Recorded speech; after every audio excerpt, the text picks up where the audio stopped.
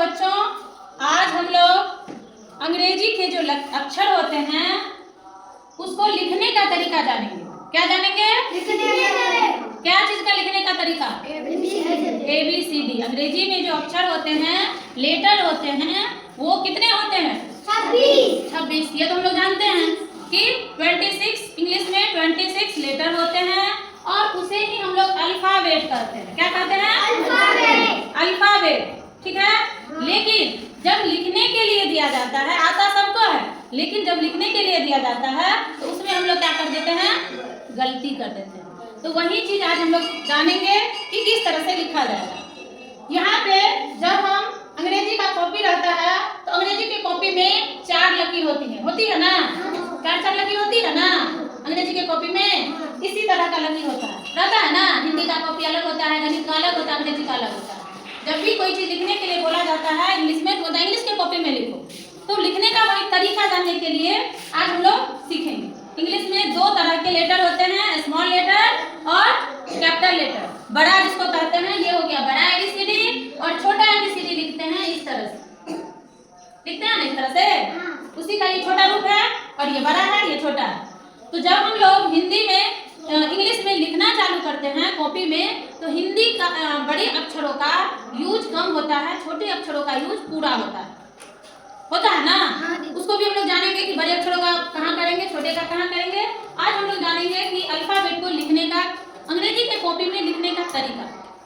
तो जब बड़ा कैपिटल लेटर लिखेंगे तो कैपिटल लेटर में कुछ भी नहीं है, ये 3 ऊपर से 3 में ही होगा, ये ध्यान रखेंगे।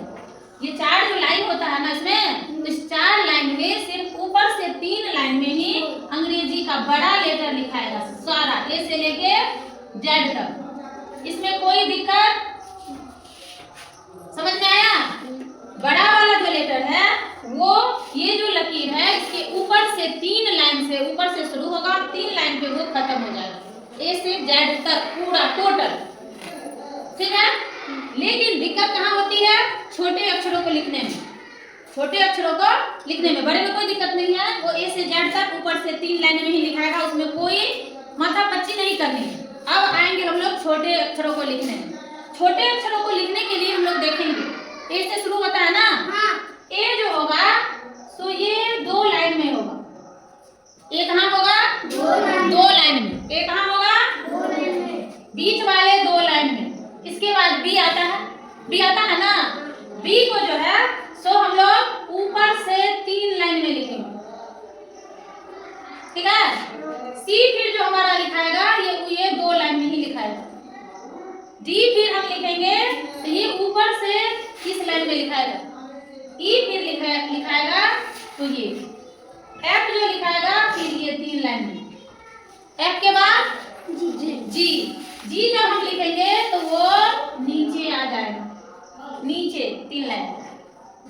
ठीक है। फिर H जब हम लिखेंगे तो H ऊपर से 3 लाइन में। I जब लिखेंगे तो बीच वाले लाइन में। J जब लिखेंगे तो ऊपर से इसमें। K जब लिखेंगे तो ये इस बीच में। ऐसे ही लिखाएगा, N भी ऐसे ही लिखाएगा, O भी बीच लाइन में। P फिर जब हम लिखेंगे तो ये यहाँ आ जाएगा, Q फिर यहाँ आ जाएगा, R इसमें, S इसी में, T जब हम छोटा T लिखेंगे तो इसी में लिखाएगा।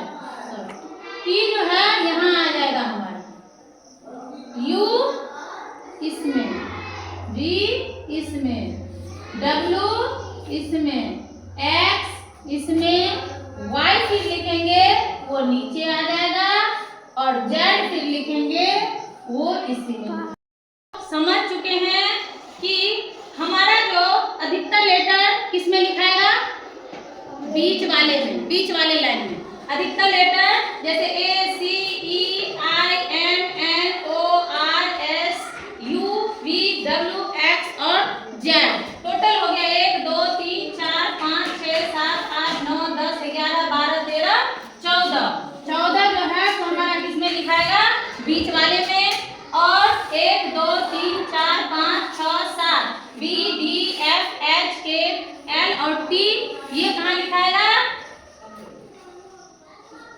ऊपर नीचे 3 लकीर में, और G J P Q और Y ये कहाँ लिखाएगा? बीच से नीचे 3 लकीर में। तो 2 2 4 1 5, टोटल 14 7 और 5 कितना हो गया? 26 हो गया ना। तो जब अब हम लोग जब कभी भी इंग्लिश का लेटर लिखने के लिए बोला जाए, अक्षरों को लिखने बोला जाए या राइटिंग लिखेंगे, तो इस चीज का ध्यान रखेंगे कि कौन सा लेटर किस लाइन में लिखा जाता है। तब में हमारा जो हैंडराइटिंग होगा वो देखने में बहुत ही सुंदर लगेगा, और इस लाइन के अनुसार हम लिखेंगे तो देखने में भी सुंदर लगेगा और हमसे गलती भी नहीं होगी। ठीक है, इसी तरह से हम लोग लिखेंगे। ठीक ना? ठीक।